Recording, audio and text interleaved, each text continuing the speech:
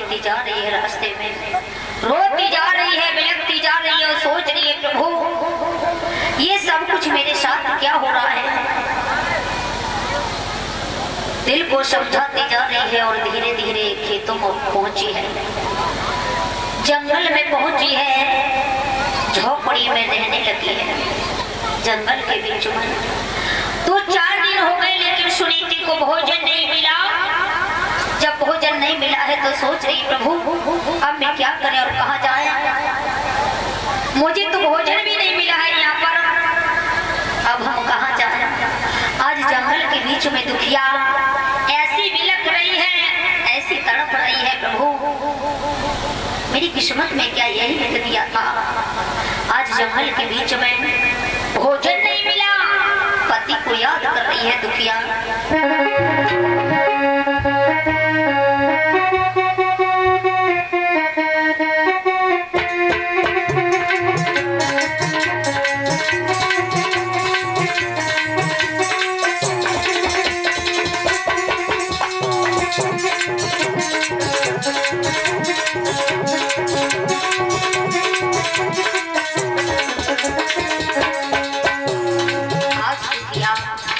जंगल के बीच में रोदन कर रही है, सोच रही है और कह रही है प्रभु क्या करें।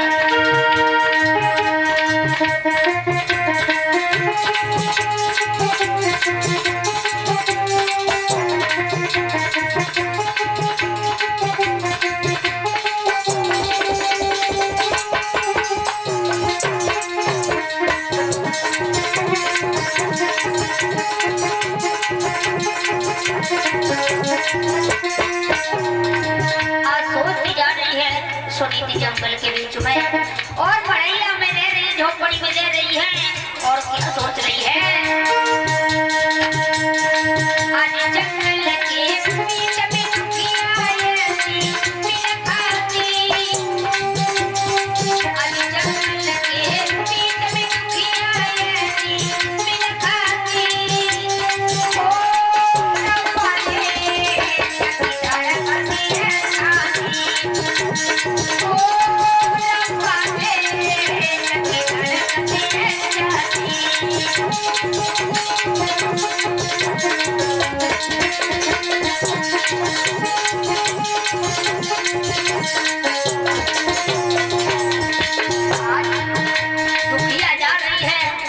झोपड़ी के बीच में और क्या विचार कर रही है।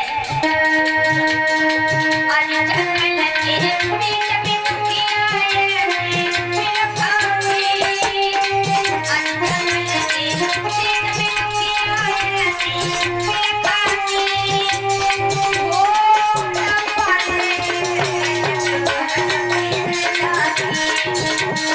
ओ रब्बा ने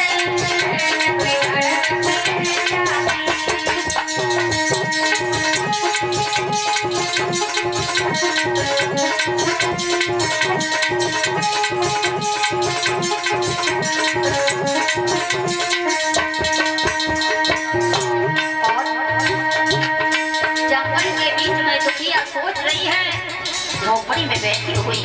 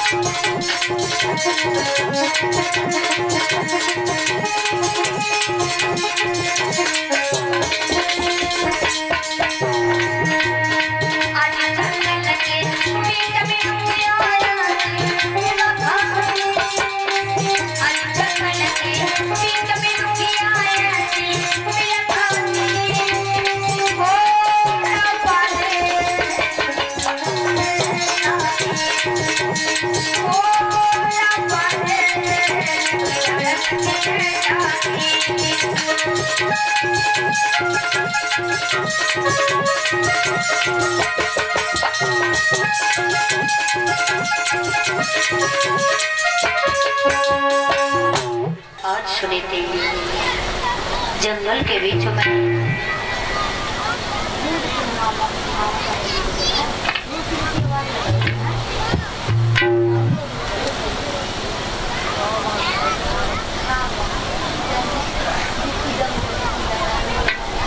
दिया है बेटा,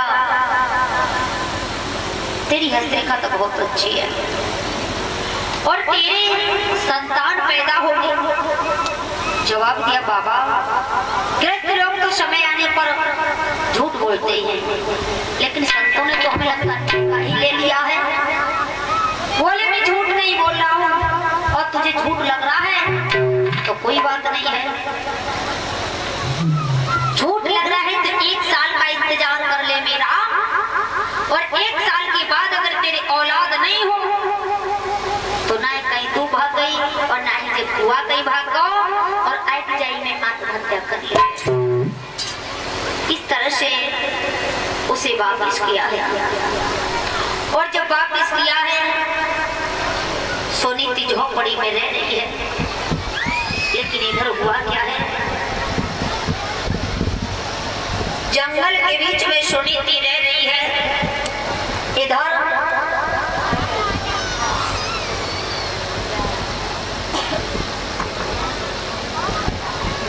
जैसे ही भक्तों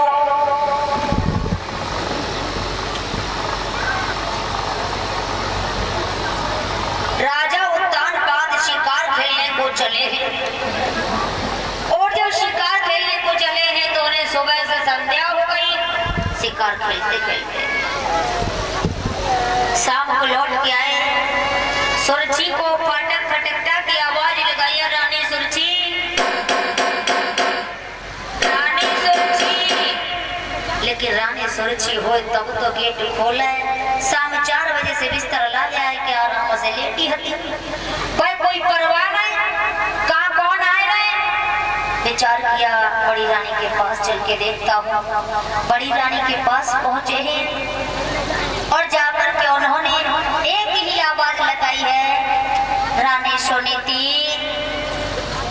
फाटक को। फाटक तो नहीं था उसके पास क्योंकि कोई महल ही नहीं था, तो फाटक कहाँ से आता। उसके पास में एक झोपड़ी पड़ी हुई थी और उसी झोपड़ी में बेचारी लेटी हुई थी।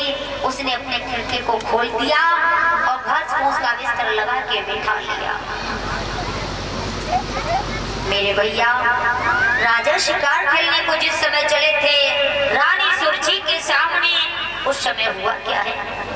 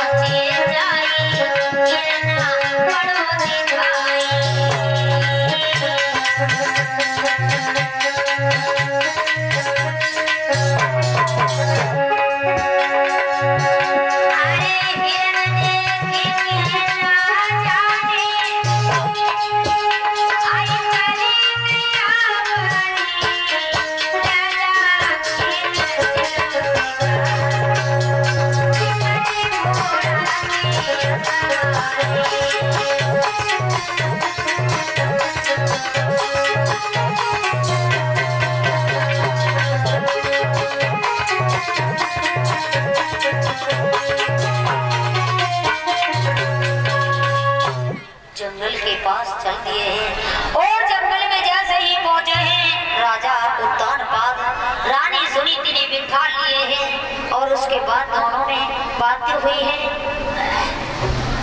रानी सुनीति कहने लगी महाराज मुझसे क्या भूल बन गई जो मेरी सौत ने और यहाँ पर भी तुम्हें भेज दिया मुझे मरवाने के लिए। तो जवाब दिया है महारानी आप चिंता न करो मैं मारने को नहीं आया हूँ। बोले फिर क्यों आए हो। तो जवाब दिया महारानी तुम्हें नहीं पता है मैं क्यों आया हूँ यहाँ पर। रानी ने फाटक नहीं खोला और इसलिए मैं तुम्हारे पास आ गया। मुझे भूख लगी है अगर तुम्हारे पास कुछ खाने के लिए हो तो थोड़ा सा मुझे दे दो।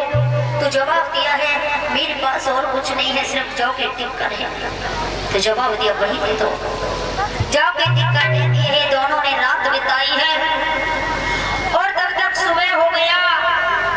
रानी सुनीति कहने लगी है देखो तो सही ऐसे जैसे हमारे पति आज हमें मिले और वो भी इतनी जल्दी सुबह हो गया पर ये रात भी चली गई। और ये हकीकत बात है अगर 2 दिन जुदा हुए और 2 दिन अगर दोबारा मिल जाए तो ये रात भले 2 दिन के बराबर हो जाए और तब भी ये छोटी लगती है। सुबह हुआ सुबह होते ही राजा उत्तानपाद और अपने महल के लिए चले ही जैसे अपने महल के लिए चले मेरे भैया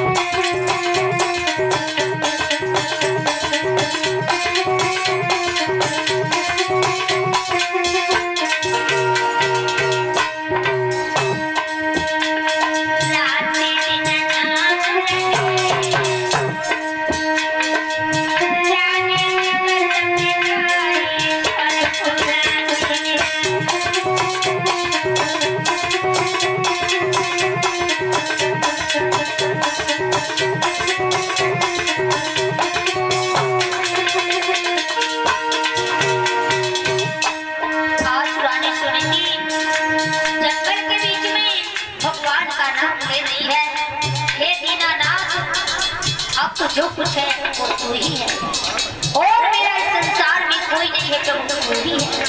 रट रही है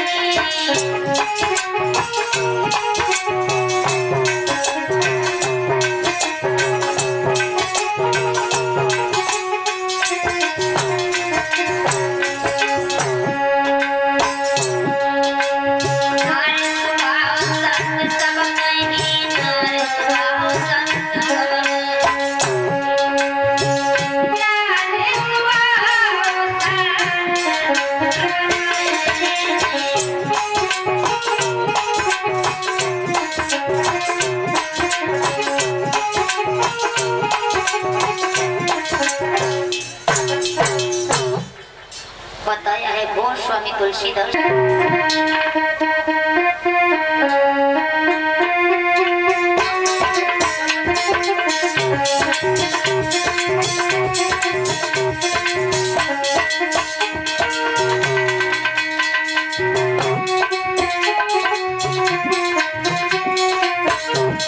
सभी माता बेटे भाई बंधु ऊपर हाथ करके ताली बजा। पांडाल में जब तक ताली नहीं बजती है और तब तक आनंद नहीं आता है। पीछे भैया ने थोड़े थोड़े हाथ उठाए ऊपर। शर्म की बात है, शर्म कब की जाती है पता है? बुरे कर्म में। अच्छे कर्म में आगे बढ़ो और बुरे कर्म में पीछे हटो है। तो सभी ताली बजा करके बोले। मैया यशोदा और गोपियों से कह रही है, क्या कह रही है?